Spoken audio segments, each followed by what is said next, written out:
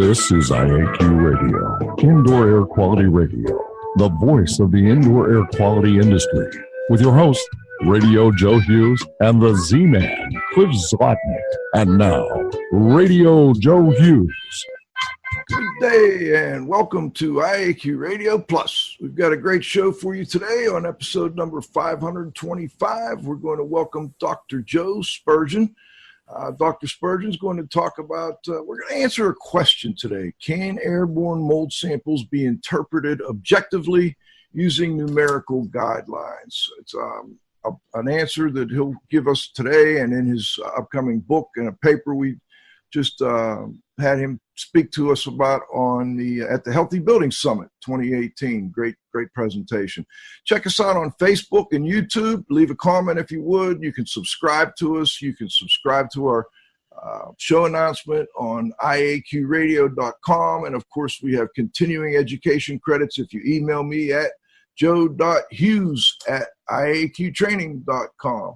Okay, let's first thank our sponsors. IAQ Radio Platinum sponsor is John Don Products, where restoration and abatement contractors shop. Visit them at jondon.com. That's JONDON.com. I also want to thank our gold sponsors, Particles Plus, Healthy Indoors Magazine, Gray Wolf Sensing Solutions, and AEML Inc. Laboratory. And of course, our association sponsors, the Indoor Air Quality Association and the Restoration Industry Association. And now you can win a cool prize. It's time for the IAQ Radio Trivia question. Be the first to correctly answer. Simply email your answer to czlotnick@cs.com. Or if listening live, just text your answer from your computer. And now, here's the Z-Man with this week's IAQ Radio Trivia question. Hello, everyone. Thanks for listening to IAQ Radio today. Congratulations go out to Vic Cafaro in Richmond, Virginia, for identifying New York City as the location of the world's first electric power plant. The IAQ Radio Trivia question for today, Friday, November 30th, 2018, has been sponsored by Ideas, the solution chemistry company, creating unique solutions to odor removal, surface cleaning, and decontamination problems. Here is today's trivia question. Name the Hollywood celebrity who added a fake 11th finger to his handprint at Los Angeles' famous TCL Chinese Theater. Back to you, Joe. Okay, thanks, Cliff. Today's guest is Dr. Joe Spurgeon. Joe is I'm going to call it semi-retired Joe because you're still writing and doing a lot of research with Bayshore Environmental. He has a long history of working in both the federal government and private practice, doing mold inspection and consulting work, indoor air quality, and we always enjoy having Joe join us. He's also an author. We're going to talk a little bit about a couple of his books. So let's get Joe on the line here. John? Hello, Joe. Do we have you? Yeah, I'm here. Can you hear me? I can hear you great. It's so good to get you back on the show, Joe. I didn't realize. I thought you were on more than once before, but I guess it's just once. But anyway, the last time we talked, we were talking about your book. John, let's start the PowerPoint on this thing because we're doing both audio and video for folks. Today we're talking about interpreting objectively mold samples using numerical guidelines. Let's go to the next one, John. But in the past, Joe, we talked a little bit about your book, The Collection and Interpretation of Indoor Mold Samples, and some of the questions. I just wondered if you could tell listeners a little bit about that book. Yeah, I can put the topics up on the screen. This is more or less discusses the various methods that you can use to collect and interpret indoor mold samples. And it basically gives a comparison between the methods and gives you the pros and cons of the various methods. For example, on the cover, there's 4 methods illustrated to sample carpet dust. So which one would you prefer if you had a specific objective? And it also talks about some of the limitations of the laboratory methods included with the analysis. Okay, John, let's go to the next one. All right. Now, you also had another, this is kind of more like a workbook here, Joe, on interpreting mold samples. Talk a little bit about why you thought this one was important. Yeah, as an expert witness, I review a lot of reports. A lot of them come across my desk, and I see some areas that could be improved. For example, most inspectors interpret their results directly from the laboratory reports. And in this book, what I'm trying to discuss is transferring the data to data tables in the report to look at concentration gradients, to look at rank order analysis, in order to look for patterns in the data and interpret them a little bit more precisely. And also what you should look for correlations between sample types. For example, look at what's on the air return, the air supply, carpet dust, settled dust, etc., and see if there's any patterns that you can backtrack to potential sources. So a little bit different focus on this book. It is, and I think they kind of work well together, though, don't they? Yeah, one gives you the methods, and one talks more about writing the report and interpreting the data. And then a new one, the next book should be coming out in December on basically interpreting airborne samples more specifically, basically what we're talking about today. Okay. John, you want to shoot to the next one? All right. Well, before we get into details on sampling, let's just review with folks, because I don't want people to think that's all we're focused on is just mold sampling. The elements of a mold inspection. Can you talk a little bit about the importance of each of these different elements, Joe? Yeah, I mean, the mold inspection is composed of all of these elements. You certainly want to take a good incident history. You want to, after you get your incident history, I normally do a visual inspection, and once I've looked at the facility, I come up with a sampling plan and plan what I'm going to be doing as far as sample collection and sampling rationale. You also might want to talk to occupants about any potential issues they have. And eventually you might work yourself into a forensic investigation. So as indicated, sampling is just one small part of the inspection, but I think it's very important. In my experience, if you do not sample, then you're missing some portion of the problem structures. You know, I've gone back and forth on this, Joe, and I just had a case here recently where, you know, it's pretty obvious what the issue was, but someone prior had done some sampling, and the sample results did help me, at least in prioritizing what areas to do first, second, third, and how quickly to work. So, you know, I think it's an important piece of the puzzle if you can get, you know, I guess the tough part is having clients that can afford to do the type of sampling that may be necessary. Have you run into problems with that? Do you have any tips for inspectors that do? Well, no, you always work within the client's budget. All you can do is propose, and what I normally do is propose a rather complete inspection protocol. I try to put that in writing or at least document it, so at least I'm protected legally. And then you let the client choose from that protocol as you would at a menu in a restaurant. Whatever they want to pay for, whatever they want to do, I'll certainly do it. But I want to also give them my perspective on what should be done and then do what they want done. Well, and you mentioned something in there within that answer that I think leads to probably your next book, or at least your next training program. It seems like you offer that menu in part to ensure that you are covered legally. Is that accurate to say? Well, when people call me for advice or something, that's one thing I normally tell them to do. Yes, if I propose in writing or at least somehow document what I think should be done, if the client doesn't want to do it, I'm covered.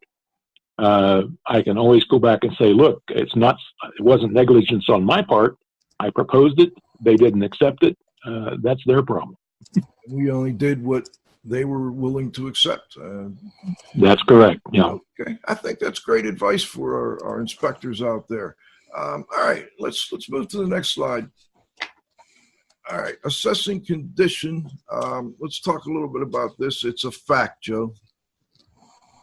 Yeah, my perspective is, assessments are based on the interpretation of laboratory reports, and most laboratory reports contain numerical data, for example, spores per cubic meter. And in my opinion, numerical sample results cannot be interpreted objectively or consistently without reference to numerical guidelines of some sort. And those have been hard to come by, haven't they? Very hard to come by. Most of them have been withdrawn because I don't think they were really based on an appropriate methodology to assess. So, and John, go to the next slide if you would. I'm not sure if it's on this one or not, but yeah, at some point, Joe, we ought to talk maybe about the 3 sampling methods real quick that you've outlined in the past. I have them down as the reference method, the control method, and the database method. But you tell us listeners what you mean by those different methods. Yes, reference method is typically what most inspectors use. It's indoor-outdoor comparisons. So you take an indoor sample, outdoor sample, compare the results. A control method is very similar, maybe more useful in commercial properties, which you're comparing a potentially contaminated area to an uncontaminated area, either in the same building or a similar building. And the database method is you're comparing your current sample results to a collection of previous sample results. So you're looking at what's normally present in this type of environment and comparing the current sample results and see if they're typical or not typical. Perfect. So we've got 3 options, and let's go over this slide in front of us now, Joe. The primary task of air sampling, I think this kind of sets the table, and then we'll go right into your current work. Yeah, again, just following up on the previous slide, I think one of our tasks is to differentiate between normal and contaminated indoor air, not just to detect mold, but is the mold a problem? And for that, most of us are going to be using a laboratory report. And interpreting a lab report requires the use of guidelines and decision criteria. And those guidelines can be either, number one, professional judgment, either historical usage like indoor-outdoor comparisons, or a lot of inspectors I found in teaching my courses have their own personal guidelines that they use. We don't talk about them, but they're in the back of our mind, and that's how we use them to interpret the lab report. Or the second approach is to use actual stated, discrete numerical guidelines. For example, dust mite allergen limits, Hermes scores, and Detection Tech's InstaScope are examples of those. Okay. Joe, I got a text question, which is kind of, it sets right in here. Zephon's trifold guide that comes with most orders of aerosol recommends 10-minute sampling outside at 15 liters per minute, 5-minute sample inside for most situations. Have you concerns if an investigator does not follow the manufacturer's guidelines if the sampling results are to be used in a courtroom? Yes. In my experience, I've been involved in court cases where the data has not been allowed to be entered into the case because the manufacturer's guidelines were not followed. Those specific instances are typically with wall cavity samples, for example. Okay. Instead of sampling at 15 liters a minute, someone will sample at 5 liters a minute, or they'll sample for 30 seconds. And that gets them into trouble because there are no guidelines for that. And I think it's a good point to clarify too, Joe. I don't think you're saying we should not do any outdoor samples. Can you clarify that for us? Oh yeah, I always I take outdoor samples, especially if it's in an area, a geographical area I'm not familiar with. I want to see what's present. But there's a difference between taking outdoor samples and having it archived and using the information, and directly using that information to interpret your sample results. I collect outdoor samples. They're in my report, but when it comes to interpreting the actual sample results and the condition of the indoor air, I tend not to focus on that. Okay, let's go to the next one, John. All right. Your opinions on, I think we kind of went over this, but maybe we could review it real quick. Opinions on indoor-outdoor comparisons. Yeah, and this is basically, I'm stating my biases. To me, indoor-outdoor comparisons really don't work for interpreting sample results or assessing condition.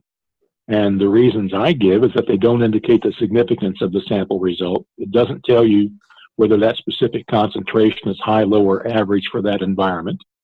The method really can't be applied consistently either across projects for the same inspector or between inspectors. We're relying on an unstable basis for assessment because the outdoor air is highly variable, and we'll give an example coming up about that. And they're really difficult to use in special use spaces like containments or hospital operating rooms, for example. Mm-hmm. Okay. Let's, Cliff, I think you've got a follow-up you wanted to get in there. Yeah, I do, Joe. The one thing that I never really thought about until today and, preparing for today's interview is what does the lab do with the cassettes and, other sampling tools that are submitted to them for analysis? Do they just throw them away after use so that, if someone wanted to double check or, get access to that and re-examine it, is it possible, or do the labs just dispose of this stuff? You would have to talk to each individual lab. Some of them archive the slides, the samples that can be archived. Some labs archive them for 30 days or some period of time, but you need to talk to your laboratory and ask them about that and what their recommendation is. No, I don't have. No, that's a laboratory question. I wouldn't give them advice on that. Okay. Okay, let's look at this next slide, Joe. We were talking about indoor-outdoor comparisons, and you're stating that this is a fact. They lack significance, consistency, and stability. Can you tell listeners a little bit about this particular slide here? Yeah, this is actual data, and it was taken over 4 days, so almost a week-long period here. And for example, the indoor samples were between, let's say, 500 and 1,000 spores per cubic meter. Let's call it an average of 750 spores per cubic meter. If you do an indoor-outdoor comparison, it doesn't tell you the significance of 750 spores per cubic meter. Is that a typical concentration? Is it elevated? Is it low? What is it? So there's no significance. Gotcha. As far as consistency, if you put 5 inspectors and say, look, the concentration of Aspen spores I just sampled was 2,000 spores per cubic meter, what's the significance of that result? They're not going to agree. Some are going to say it's acceptable. Some are going to say, no, it's elevated. There's no agreement. There's no consistency. And stability, there's... I'm sorry? Others would say it depends. It depends. It always depends. But stability, this is a real example here. For example, if for all 4 days, if we took our outdoor sample in the morning, the conditions indoors were acceptable based on indoor-outdoor comparisons. If we took our samples in the afternoon around 4 p.m., they were all unacceptable. So if you have a method of interpreting your data that's just not stable, that doesn't give you the same assessment, or with very little variation on the indoor concentration, I don't see that as being an acceptable method. Okay, let's go to the next slide. Okay, this is just an example of a type of sampling, and most people, well, many listeners are familiar with the InstaScope, but why do you have this one in there, Joe? Well, the next slide, I think, is what we want to go to, and we can talk about that. Yeah. Yeah, the InstaScope is just an example of a new emerging technology that is characterized by what I call SOCS. And this is significance, objectivity, consistency, and stability. So the InstaScope gives us the significance of the result. It's basically green, yellow, red, whatever. It's an objective criterion. We don't come up with that criterion. The instrument does. And so it's consistent between projects and between inspectors. And the blue line on this graph is for example, represents the distribution that's used to come up with the criterion, and it's stable. It doesn't change from project to project or inspector to inspector. So this is a new emerging technology that satisfies the SOCS criteria. And this is an expensive technology, obviously. We've done shows on it. Very interesting. Many people can't necessarily afford this, but I think the point you're making here as we go down the road on this is SOCS is important to whatever type of sampling you do, and you're going to help show people how to use these the method that you're talking about, which is more of a numerical or database method, and still provide SOCS. Is that accurate to say? Yes, it's basically the poor man's version of what we're looking at right here. Beautiful. So it's a very simple, inexpensive way of coming up with your own reproducible method. That's perfect. You said it much better than me. Let's go to the next one. All right. Current status of air sampling. It's your thought is that it's subjective, inconsistent assessments. Let's talk a little bit about this, Joe. Yeah, basically, if you're using indoor-outdoor comparisons, and that's what almost everyone uses, in my opinion, it leads to subjective, inconsistent assessments or no interpretation at all. As an expert witness, I review many reports from different consultants, different inspectors, and it's not unusual at all to see a report that's simply the laboratory report with a cover page on it. There's no interpretation at all because they're afraid to interpret it because there's no guidelines. When I've taught my sampling course at the IAQA conferences, for example, I typically try to ask a question, when does indoor asp pen spores become a problem? And what I'm showing here is kind of a generic summary of the responses. 10% of the students will tell me that 300 spores per cubic meter of asp pen is a potential problem. Most of the students are going to tell me somewhere between 1,000 and 10,000 spores per cubic meter it becomes a problem. But we have to recognize that this is still a 10-fold range, a very wide range. Sure. And some individuals tell me even 30,000 spores per cubic meter are not a problem. So what we have is a sick individual with 30,000 spores per cubic meter in his house, and the consultant is telling them there's no problem, it's your imagination. And we have a young single mother who's trying to make a living, who has to come up with the money to remediate her property because there's 300 spores per cubic meter in her property. So it's very inconsistent. Tremendous. And the professional judgment, just in this example, varies over at least 2 orders of magnitude. Wow. Okay. Let's go to the next one. Yeah. And by the way, for those of you texting in questions, I'm going to try and get to these right before halftime and then again at the roundup so that we don't interrupt the flow of this particular presentation. All right, so the purpose today is to propose a distribution method as an alternative to these indoor-outdoor comparisons and to show that the method supports numerical guidelines. Anything you'd like to add on that, Joe? Well, just to demonstrate the use of those numerical guidelines and for interpreting airborne samples and assessing condition of the indoor air. I specifically focused on slit-impaction cassettes and samples collected in residential spaces just to make it more handleable. And I assume that's also in part because this is probably the most common way that home inspectors, mold inspectors, and many, even industrial hygienists commonly use slit-impaction cassettes to do these types of assessments. Yeah, I think we have a slide coming up on that, but yes, 80 to 90% of all those samples, airborne samples submitted to the laboratories, I've been reported as are basically slit-impaction cassette samples. Okay. So if you don't have a method based on slit-impaction cassettes, it's not very applicable. Very good. Let's go next. All right. The distribution method. Let's talk about what that is, Joe.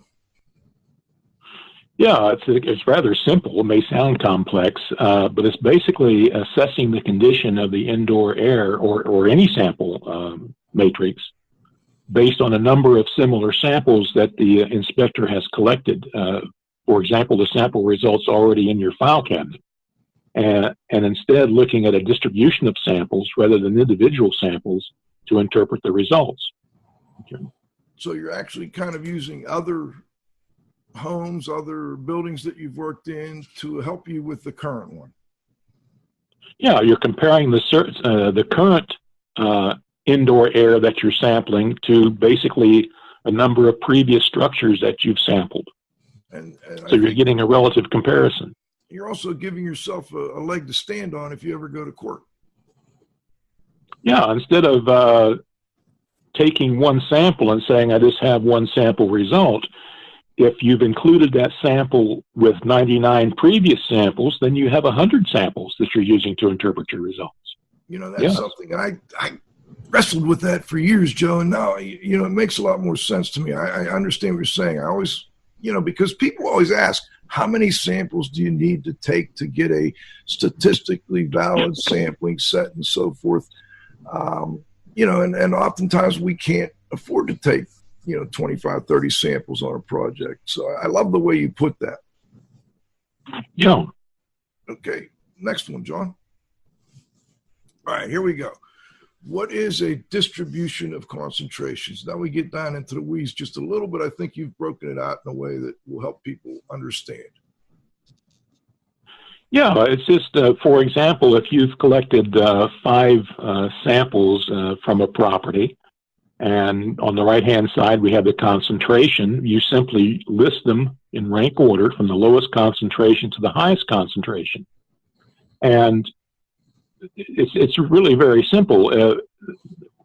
One sample out of 5 represents 20% of the total number of samples collected. So the first sample is the 20th percentile concentration. If you look at all 4 samples, for example, 4 of the samples were less than 350 spores per cubic meter in this example. So the 80th percentile concentration would be 350 spores per cubic meter.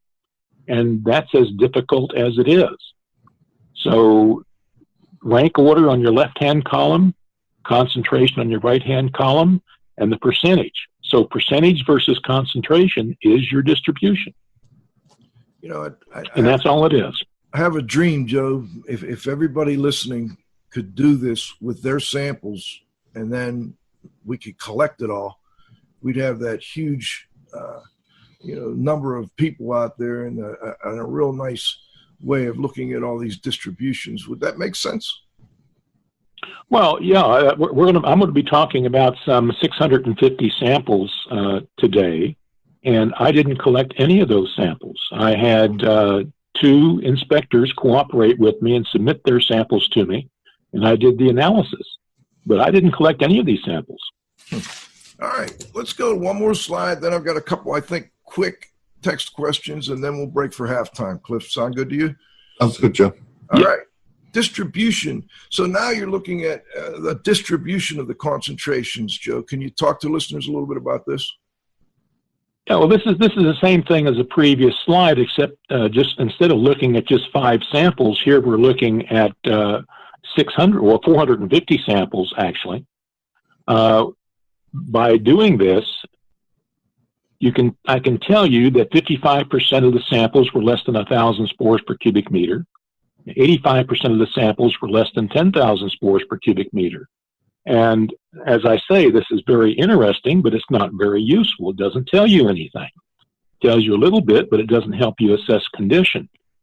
But if we go to the next slide, then I think we can see where it's beginning to make sense. John? Here we go. So here we have a situation where we've inserted what I call decision criteria onto the distribution. Now it starts making sense. If I can tell you that 750 spores per cubic meter of Asp-Pen or less is representative of a typical indoor air, and that Asp-Pen concentrations greater than 1,500 spores per cubic meter are representative of contaminated air, then we can start making decisions on the condition of the next property that we inspect. And these data are not based on my personal biases or experience. They're given to me by the data itself. The curve, the blue line, defines the data, and the criteria is defined by the data.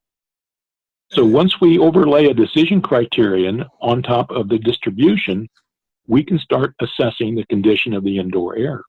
So in essence, what you've done here is sort of like what InstaScope has done to some degree. You've got a green, yellow, and red set up right here based on this particular set of samples.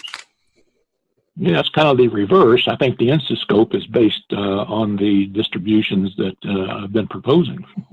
Okay. All right, let's do a real quick one before we go to a break. I had a couple texts. Let's see. Is it worth sampling with aerosols outdoors in the wintertime with temperature near or below freezing? Well, again, you'd have to ask the manufacturer, but that's an aqueous gel. And if the gel gets very cold or begins to freeze, then the collection efficiency is going to be reduced. Okay. And if you're doing indoor-outdoor comparisons real quick, you take 5 minutes indoors. Someone asked, would it not make sense to do the same with your outdoor sample for consistency? Yeah, any sample time below about 30 minutes can be compared. For example, you can compare 5-minute samples with 5-minute samples or 5-minute samples with 10-minute samples. It doesn't make any difference. Okay. So whatever your preference would be.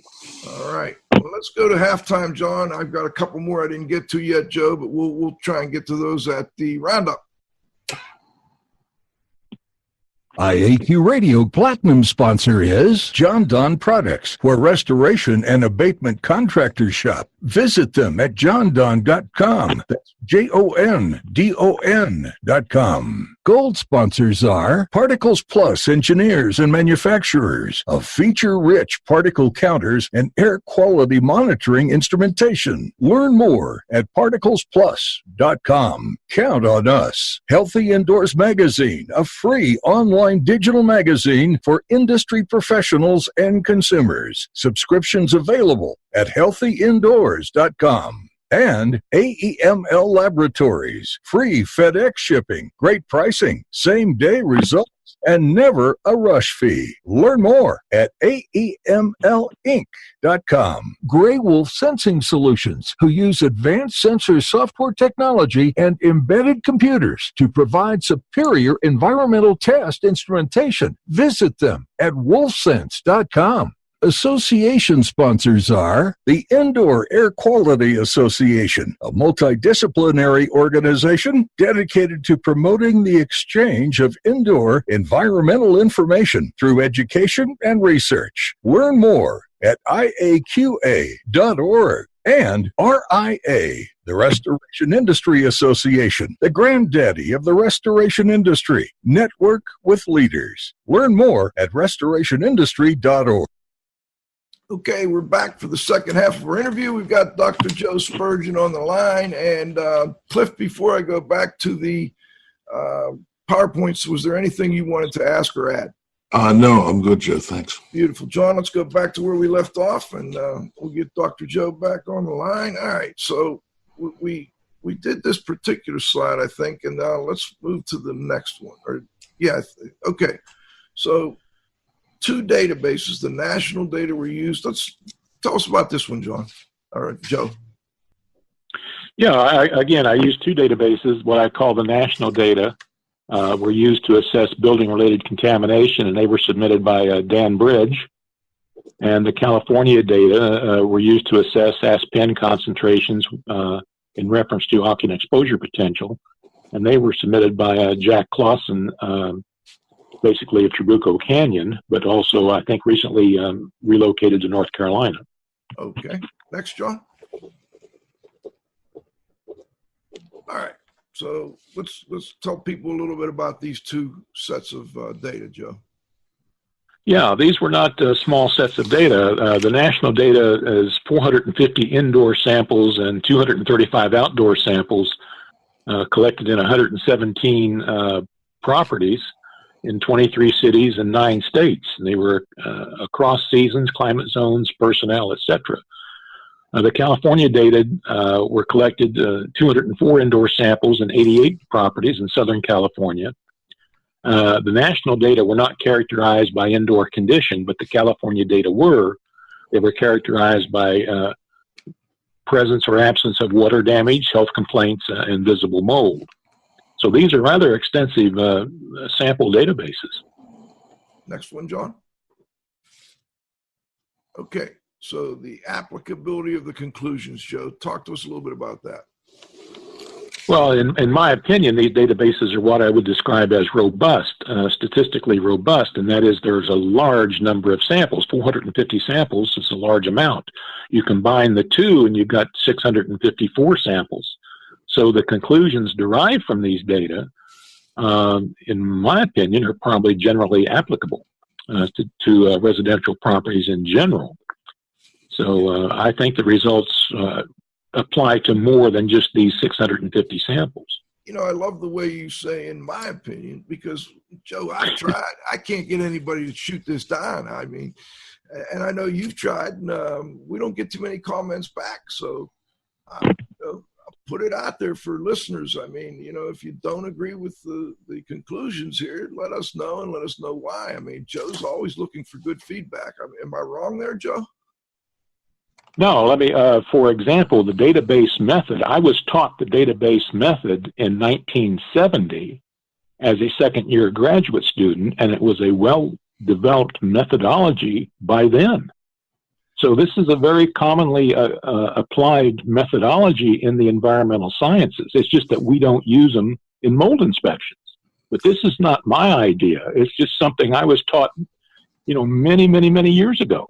And it applies to other types of contaminants as well. I mean, at that time, you weren't talking about mold, I'm sure. Well, no, the first book we referenced in the presentation, I apply the same methodology to wall cavity samples, carpet dust samples, soft surface samples, any type of environmental sample. I've applied it to wildfire smoke. It's the same methodology. Fantastic, Joe. Next. All right, so I think we talked about this, why slit impaction, but go ahead, give them the numbers, Joe. Well, I just did a very informal phone survey of 2 labs in 2016, and again, 85 to 90% of the airborne samples submitted for analysis were Slit-Impaction Cassettes. The data in this presentation are specifically for aerosol samples. That's not a recommendation of aerosols, it's just the individuals collecting the samples used aerosols, and that was the available data. Okay. Let's go to the next one. How were the numerical guidelines established? Yeah, I focused on Aspen-like spores, number 1, and number 2, I used transitional concentrations to establish the numerical guidelines for interpreting the sample results. And in the next 2 slides, I'll explain those concepts. Go on. Okay.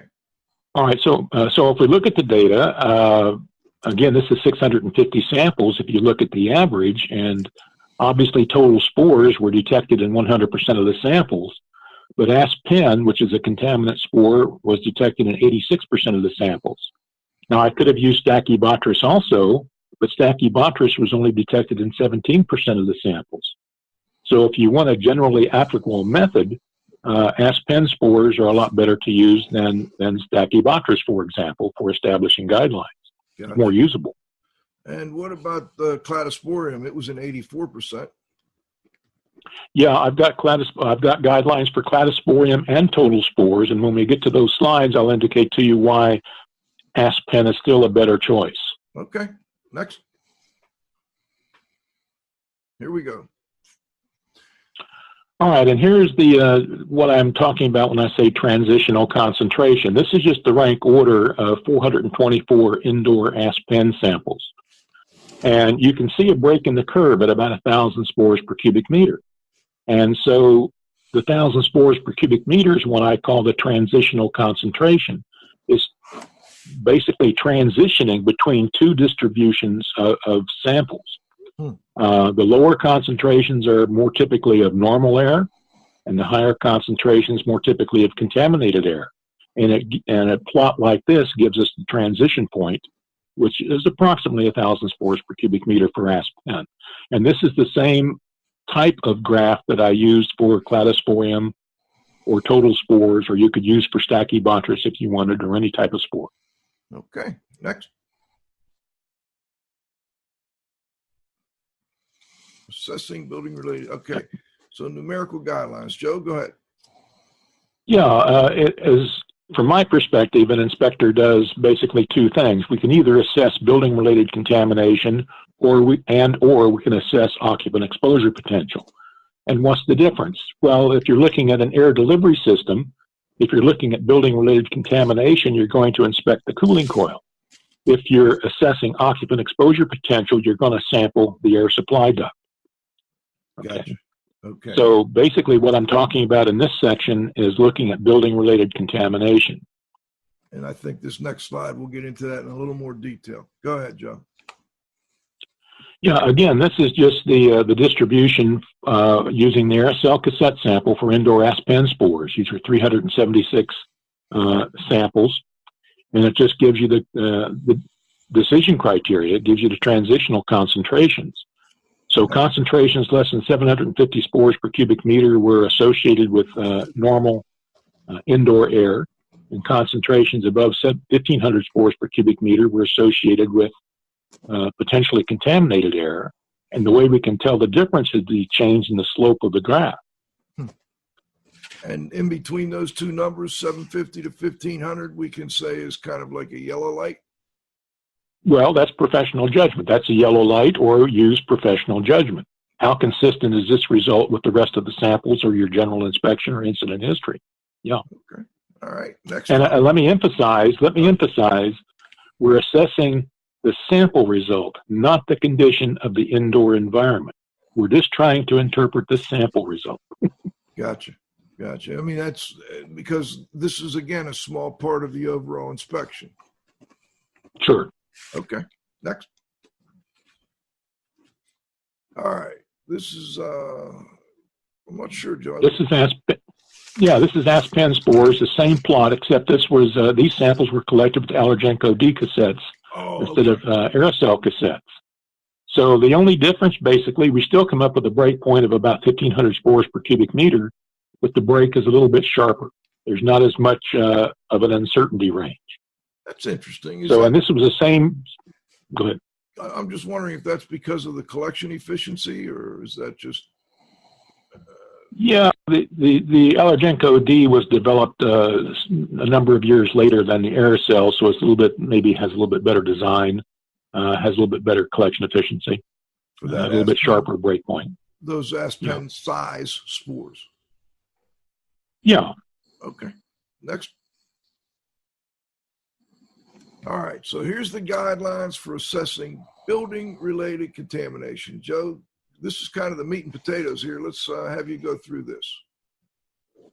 Yeah. So this is these are the data for aspen, cladosporium, and total spores. So as we were talking, aspen concentrations less than 750 are typical of normal indoor air. Greater than 1,500, typical of potentially contaminated indoor air. In cladosporium, I'll give you the range on that, and for total spores. Now, this is what we were talking about. Why would you prefer to use aspen rather than total spores? The professional judgment, the range for professional judgment for aspen, the difference between 750 and 1,500 is 750 spores per cubic meter. Okay. If you look at total spores, the difference between the two ranges is 5,500 spores per cubic meter. So a lot more precise assessment of condition using aspen versus cladosporium or total spores. Interesting. So aspen is a real common indoor contaminant too. Very common, but it gives you a little bit more precise assessments. Gotcha. Now, if we look at the comparison between Allergenco and aerosol, the upper range for the aerosol is basically the same thing as the contaminated range for the Allergenco D. So my point on the data table to the right of the Allergenco D data is this. We have 650 samples. We have from two different databases, the national and California data. We have it for aerosol and Allergenco D cassettes, and we still come up with the same numbers. So it's a self-consistent assessment. That's part of across sample types. That's because of it. Well, yes, that's my opinion. All right. Very nice, Joe. Next. Okay. Part 6 of your presentation was on assessing occupant exposure. Let's go ahead and talk a little bit about that. Yeah, here we have, I'm talking about what I call the California data. This is 204 samples. And Jack Clausen characterized the indoor spaces as to whether or not there was water damage, health complaints, or visible mold. So we can start looking at these various conditions and how the concentrations of asp-pen would vary in these conditions. Okay. Next, John. Joe. Okay, here's just the California data. Of the 204 samples, we had 46 samples where water damage was not detected in the property. 94 samples where water damage was detected. We have properties with and without health complaints and visible mold detected. So what we're looking at is, and asking the question, what were the effects of these factors on occupant exposure potential? And that's what I'm looking at in this section. Okay. John? Joe, what do we got here? 7421. Yeah, this is the Bioaerosols Assessment and Control. It was published by ACGIH in 1999. I think a lot of us are familiar with it. And they advise reporting both average and worst case occupant exposures. And my point is that these parameters are not provided by indoor-outdoor comparisons, and both of them are provided by the distribution method. Gotcha. So just another argument for using the distribution method over indoor-outdoor comparisons. And it's not that the ACGIH didn't talk about indoor-outdoor comparisons. They did have something on that in the book. You just go back one if you would, John. I think you're just pointing out that the method that you're proposing here probably does a little better job than the indoor-outdoor comparison. Well, if the ACGIH book, when they talk about indoor-outdoor comparisons, they're talking about, if you read it, commercial properties. Okay. And for example, I've been at a commercial property for 8 months working on it. And yes, I certainly used indoor-outdoor comparisons, but I had hundreds and hundreds of samples in each distribution. What they're basically saying is, they didn't recommend transferring that methodology to residential inspections where you've got 2 or 3 samples. Interesting. Cliff, did you have a follow-up? Yeah, I did, Joe. Since you've been following this for so long and been involved in it, who or what organization is the source for this indoor-outdoor comparison? Good question, Cliff. Well, I don't know the organization. I think it's this microbiologists in general proposed that methodology. I think it was. But you have to understand that when this started, most microbiologists were environmental microbiologists, if you want to characterize it that way. They weren't indoor air quality specialists. So I think it was just, well, let's try this. We don't have anything else. Let's try this method. Right. I don't think there was any established methodology that supported it. I think it was somewhat reinforced, though, Joe, with the EPA mold in schools and commercial buildings. Oh, absolutely. But they didn't. They just picked it up and parroted what other people were saying. In fact. Gotcha. Okay. Hopefully that helps answer that one, Cliff. Thanks, Joe. Next up. All right. So here's an occupant exposure potential slide here, Joe. Talk to listeners a little bit about what you've done here. Yeah, a little bit complex. I apologize for that, but this gives us the cumulative percentiles for asp-pen concentrations in properties without any water damage, properties with health complaints, with water damage, and with visible mold. And the first point I would like to make in the column under no water damage, the 95th percentile concentration was 750 spores per cubic meter. So this conforms with the upper limit of normal indoor air. So properties without water damage, typical indoor environments, had basically maximum asp-pen concentrations of 750 spores per cubic meter, which is a number we were showing in our previous slides. Yes. Now, if we look at the column under water damage and look at the 73rd percentile concentration is the average occupant exposure, and that's what you would use to compare occupant exposures. And the 95th percentile concentration is what you would use to compare worst case exposures. Mm-hmm. So if we look at the 70th percentile and 95th percentile ratios for water damage versus no water damage, what we can say is, at least in these data, properties with water damage had occupant exposures about 5 times greater than in properties without any water damage. And the worst case exposures in water damaged properties were about 16 times greater than in properties without water damage. So now we can start to get a feel for just how bad the exposure potential is in water damaged properties versus non-water damaged properties. Gotcha. Okay, next. All right. Numerical guidelines and the California data. What are we talking about on this slide here, Joe? Well, what I'm trying to say is, if we're looking at normal indoor air, properties without any water damage reported or observed, then 95% of those samples were less than 750 spores per cubic meter. So only 5% of samples from normal air are expected to be higher than that concentration. So that would be a rare event. Only 3% of samples from normal air are expected to be greater than 1,000 spores per cubic meter. And only 1% of samples from normal air are expected to be greater than 1,500 spores per cubic meter. So if we want to come up with a definition of potentially contaminated indoor air, an aspen concentration greater than 1,500 spores per cubic meter is almost certainly a sample that was collected from potentially contaminated indoor air. And that's based on the data that you've been crunching numbers on here over the recent few years, I guess for even longer than that, huh? Well, based on the data we just presented, the table we just presented, yeah. Okay, next. All right, so your decision criteria now on indoor air, and we kind of just talked a little bit about this, but now you're kind of really breaking it down into a little more detail. Well, it's not, it's just a data table, decision table. So you can summarize all the discussion that we've had so far into this one data table.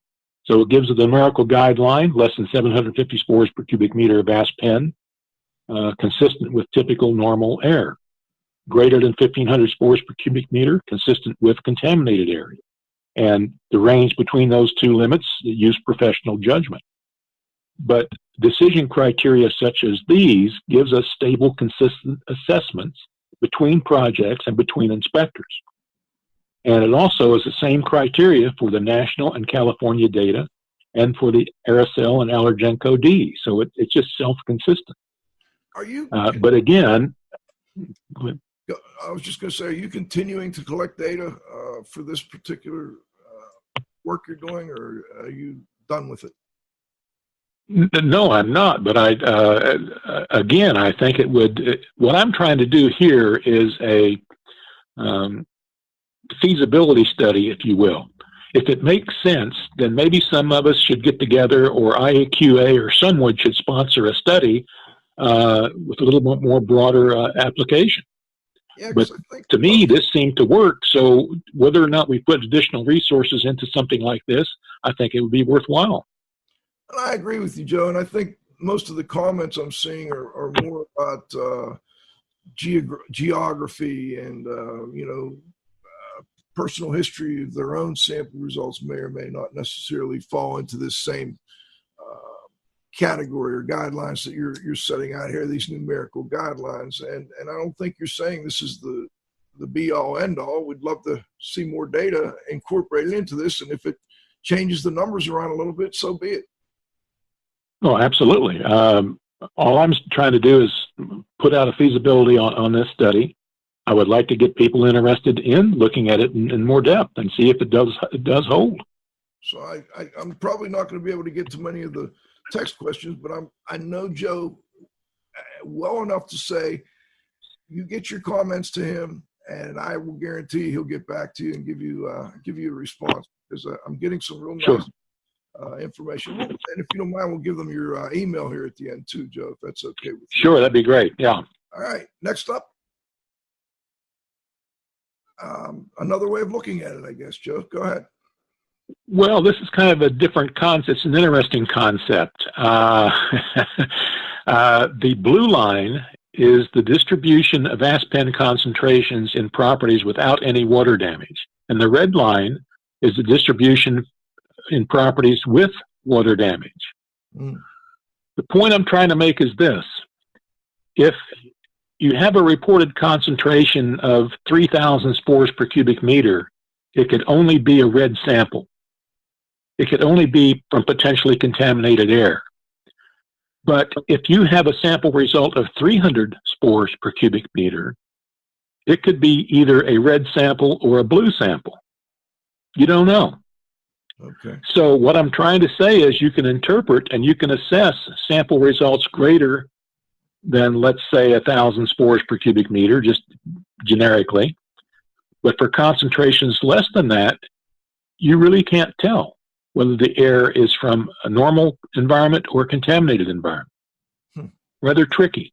And I noticed you say potentially contaminated, Joe. I mean, if you've got a sample that's 25,000 spores per cubic meter of aspen, it's potentially contaminated. What kind of situation would lead to that level in the air where maybe it wasn't necessarily contaminated?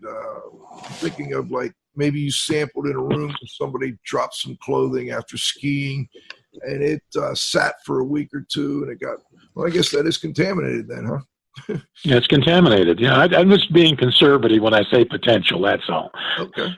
Okay. Next up, John. All right, Joe, tell us about what you mean by here, identifying contaminated air. All right, this goes off the previous slide. So what I'm saying is if you have a sample result that's less than 750 spores per cubic meter, that's not a reliable indicator of condition because that sample could have been collected in either undamaged or water-damaged indoor spaces. And in fact, if you look at the previous slide, 57% of the assessments would have been false if you had assumed that a concentration of 300 spores per cubic meter was quote unquote normal from uncontaminated environments. You'd have been wrong 57% of the time. So what I'm saying is when you have a low concentration of aspen, you can miss a contaminated environment if that's your only indicator of contamination. You have to be very careful with low concentrations of aspen. And that was your key point, and also the point behind talking about what a mold inspection involves. It's not just taking an air sample. Well, yeah, exactly. But even just interpreting air samples, you have to be careful with low concentrations. Interesting. So if you've got these... So a high concentration is positive, but a low concentration is uncertain. Interesting. Okay. All right. I always think about home inspectors, Joe, when we talk about this, because these guys they're in a tough situation. People are trying to hide whatever issues were in their home. They're trying to sell the home, and they cover things up and so on and so forth. And the guys come in and they're taught by some labs and some groups that if you take a couple air samples, then you're kind of covering your butt. But I don't think they really give them much in the way of interpretation of those air samples. Typically what will happen is then the homeowner will get that and the lab will put some generic interpretation on there, and then it gets handed to somebody else and they say, what do I do about this? Any thoughts on that? Well, it's outside the topic of this presentation, but the number of samples, I mean, if you walk into a house and take one sample, I don't care if it's an air sample or a surface sample or any type of sample, that's not characterizing the entire house very effectively. What I recommend doing, if you have a limited number of samples that you can take, I mean, better than nothing is to take a composite sample. Take a single air cell and take a 4 or 5 minute sample in 3 different rooms, for example, with using one air cell. At least that gives you a little bit better coverage. I got you. That's what I would suggest. Okay. And I think that's a topic for another show, Joe, is, what do these poor home inspectors do out there? I mean, I think they're caught in a very difficult situation. All right. Sure. Next slide. Or is this it here? What is the concentration? All right, Joe, let's talk about this one. All right. This is looking at the potential for health effects. So what is the concentration of airborne mold spores at which we expect adverse health effects to begin to occur? I think that's a relevant question. And using this methodology, we can at least begin to look at it. Next slide. Here we go. All right, and we're getting a little bit into the weeds here, but in the field of toxicology, there's something called the no observed effect level, the NOEL, for an exposure. And this is the maximum dose with no observed adverse health effects. For example, you can expose someone to 8,000 spores, and they say no reaction whatsoever. And you expose them to 10,000 spores, and they say, yeah, I've got watery eyes, I've got an itchy nose, postnasal drip, etc. So 8,000 spores per cubic meter, 8,000 spores would be the NOEL level for that exposure. So that's what we're talking about. And it has been reported, for example, that for Penicillium chrysogenum, the NOEL is 8,000 spores. And you can use this to calculate the airborne concentration equivalent to that exposure. And this is the average concentration, not the single sample concentration, but the average concentration at which there is the initiation of adverse health effects for exposure to Penicillium chrysogenum. So it's kind of a threshold concentration. And that's what we're going to be talking about. All right. Next up, John.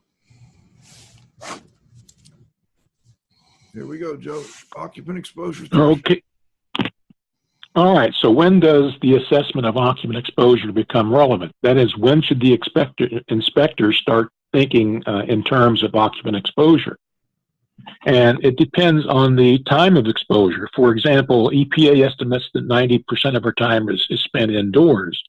So if you have a stay-at-home person, they spend about 21 hours a day in their home. And the average concentration for Penicillium chrysogenum that would create the NOEL exposure is about 1,100 spores per cubic meter. If you have someone who goes to work or goes to school and they're only in the home for like 13 hours a day, it's around 1,700 spores per cubic meter. Now, those specific concentrations in themselves aren't very relevant, and they're going to change all over the place. But what is important, to me at least, is the order of magnitude. We're talking about 1,000 to 2,000 spores per cubic meter, not 10 to 20,000, not 100 to 200,000, but 1,000 to 2,000 spores per cubic meter. Okay, so I think that's important. If we look at the average concentrations in what I call the national data, in the 117 homes that were sampled in the national database, all right, 40% of those homes exceeded 1,100 spores per cubic meter, and 30% of them exceeded 1,700 spores per cubic meter. So this is not an uncommon situation where we should be looking at, or at least anticipating, occupant exposure potentials. Sure. All right, next up. All right, here we go, Joe. What works for SOCS? Yeah, this is, again, my opinion, but if we're looking at a sample interpretation method and whether or not it works, I think it should have at least the following characteristics. It should give us the significance of the sample result. It should tell us whether that result is high, low, or average. It should have objective decision criteria upon which we can base the assessment that's independent of our training, experience, or bias. It should be consistently applied across projects and between inspectors to arrive at a consistent assessment of condition. And it should have a stable basis for assessment. For example, the distribution versus indoor-outdoor comparisons. Okay, next up. And so in my opinion, the distribution method meets these criteria. It provides the significance of results. It gives us numerical guidelines and decision criteria. It's objective. It's based on transitional concentrations. You can agree or disagree, but I can tell you what the criteria are, and we can at least argue about them. It can be consistently applied across projects and between inspectors. It has a stable basis of comparison based on a robust database with large sample size. And finally, it can be applied to special use environments such as remediation containments, hospital ORs, etc. Interesting. Next. Okay. So this is the answer, huh? well, it's not the answer, but I'm just saying what I was saying before. The distribution method is not something I just made up. Again, I was taught this method as a second-year graduate student 50 years ago. It's well established. American Industrial Hygiene Association has published at least 6 books on this topic, describing how to do it and how to use it. And these are like the last 3 that were published. So it's not just a concept that's brand new. It's a very old concept, very established concept. Fantastic, Joe. Let's go to the next one, John. I think we're getting distribution method is also recommended in these documents. I think we talked a little bit about that, Joe. Yeah, again, Bioaerosols, it just basically states, this is a quote, a single pair of indoor-outdoor samples cannot be interpreted. You need a distribution of samples to interpret the sample results. So they basically tell us in plain words that you really cannot interpret 1 or 2 samples. And again, it's based by the Exposure Assessment Committee at AIHA. The only issue is IAQA's position on this. They do have a body of knowledge document on the website, and if you read it closely, you would almost have to adopt the distribution method to comply with it, but there really is no position. No, nothing really backing that up, huh? Nope, I don't think so. I don't either. Next up, summary, Joe. Let's tie it all together here. Well, the summary is option 1, we can do nothing, just continue to use indoor-outdoor comparisons and live with subjective inconsistent assessments. Or we can choose to use the distributions I presented here, which is not the best option. We can have each inspector do their own distributions, which I don't think is going to happen. But what I would like to see happen is an organization like IAQA or some working group gather data from various inspectors, construct distributions and criteria, and then make them available to their stakeholders. And if we could do that, I think the industry would progress somewhat. Sounds like a reasonable goal to me, Joe. And John, is there any other, is that the last one? That's the last one. That's the last one. Mm-hmm. I really appreciate you joining us. Cliff, was there anything you wanted to ask or add? I guess just one thing, Joe. In like looking at all the data, I'm trying to figure out how you I know you learned this in second-year graduate school, but by looking at the data, it would seem that you would notice these clusters. And I guess the question is, did we then back into the answer? You follow me? Did those answer the questions, essentially the clusters? So when you started out trying to establish this, you had all this data and you knew what you were looking for. Then all of a sudden you see these clusters, and then is that when like the light bulb went off and said, bingo, that was the epiphany moment? I'm not quite following. I don't know what you're talking about when you say clusters. First of all, I didn't start out with any conception. Okay. I did want to look at this. To me, indoor-outdoor comparisons just didn't make any sense, right. And I'm reluctant to rely upon them to assess condition because it's so variable. And if you don't have a stable basis of comparison, we're really assessing the variability of the outdoor air rather than the condition of the indoor space. So I was looking for a methodology that made more scientific sense, not just historical sense. Understood. So I'm not sure I backed into it.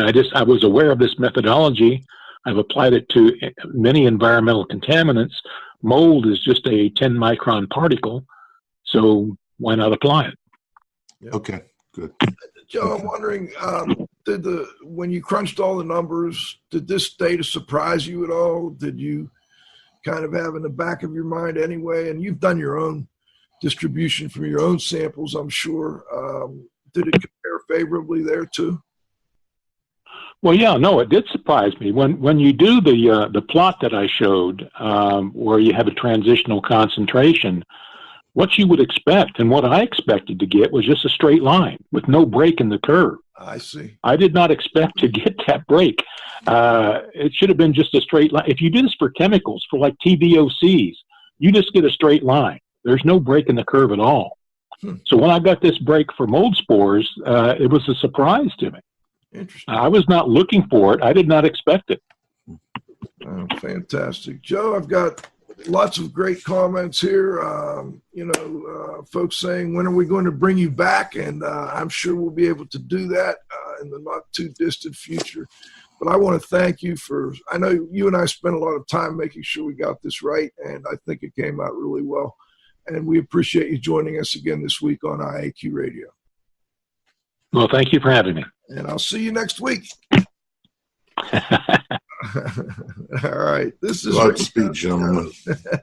saying thanks to this week's guest, Dr. Joe Spurgeon, to my co-host, the Z-Man, Cliff Zlotnick, to John, you got to have faith at the controls. John, no glitches. Well done from at home. We worked on it pretty hard, and we were able to pull it off. And, of course, to our growing group of loyal listeners, thank you all so much. Next Friday, we're going to have a flashback. I'll be out of town doing a course, and then we'll be back in 2 weeks with the next live program. So come back next week, check out our flashback, and 2 weeks from now, we'll be back live with the next episode of IAQ Radio Plus. For IAQ Radio, I'm Spike Reel saying thanks for listening.